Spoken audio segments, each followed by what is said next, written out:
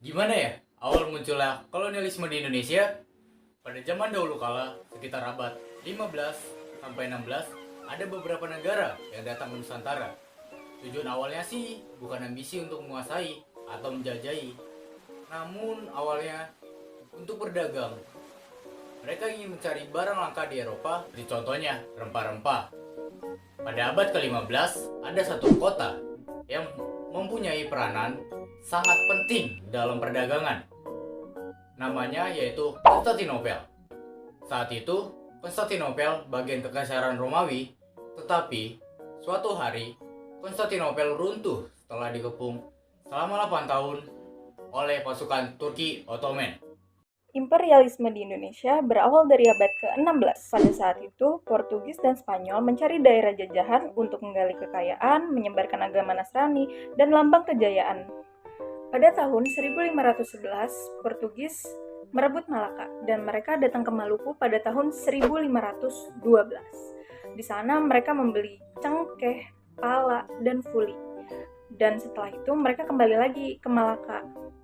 Selanjutnya terjadilah hubungan perdagangan antara Portugis dan Ternate. Akhirnya Portugis diizinkan tuh untuk mendirikan benteng di Ternate untuk melindungi Ternate dari musuh. Pendirian benteng kemudian diimbangi dengan hak monopoli perdagangan cengkeh. Tapi rakyat Ternate tuh jadi tertekan karena mereka nggak bisa menjual cengkeh itu secara bebas, sementara cengkeh yang ditetapkan Portugis tuh sangat rendah. Lalu pada tahun 1521, Spanyol tiba nih di Maluku. Di Maluku, Spanyol tuh singgah di Tidore, Bakan, dan Jailolo. Spanyol disambut baik nih di tempat singgahnya tersebut. Namun terjadilah nih persaingan antara Portugis dan Spanyol di Maluku. Mereka tuh bersaing dan membuat perjanjian Tordesillas. Apa sih perjanjian Tordesillas itu? Jadi inti dari perjanjian Tordesillas itu membagi wilayah perdagangan. Pada saat di Sumatera, Portugis tuh gagal mendapatkan hak monopoli dan mereka tidak bisa berdagang. Kehadiran Portugis ini tuh mendapat tantangan dari kerajaan Aceh. Pada saat di Jawa, Portugis tuh hanya dapat berdagang di Pasuruan dan Blambangan. Dan di daerah ini pun mereka tidak bisa berdagang dengan baik karena dikuasain sama Demak. Lalu Portugis pun memaksakan kekuasaannya di Ternate. Hal ini tuh menimbulkan perlawanan dari rakyat.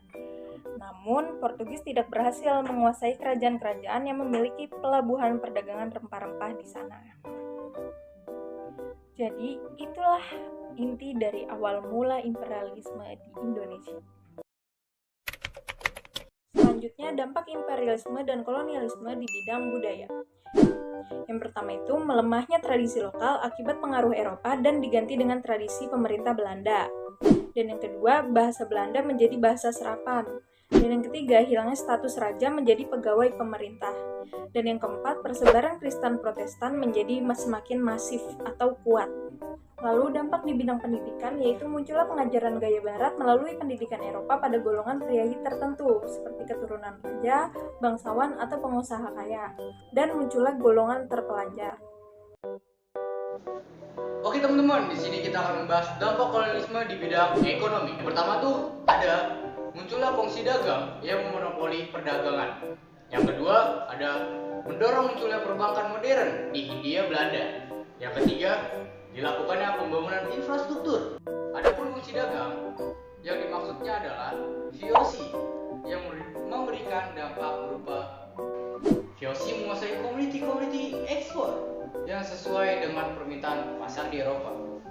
Berikutnya munculnya sistem ekonomi kapitalisme di dalam tatanan agraria Indonesia, khususnya pada masa politik pintu terbuka.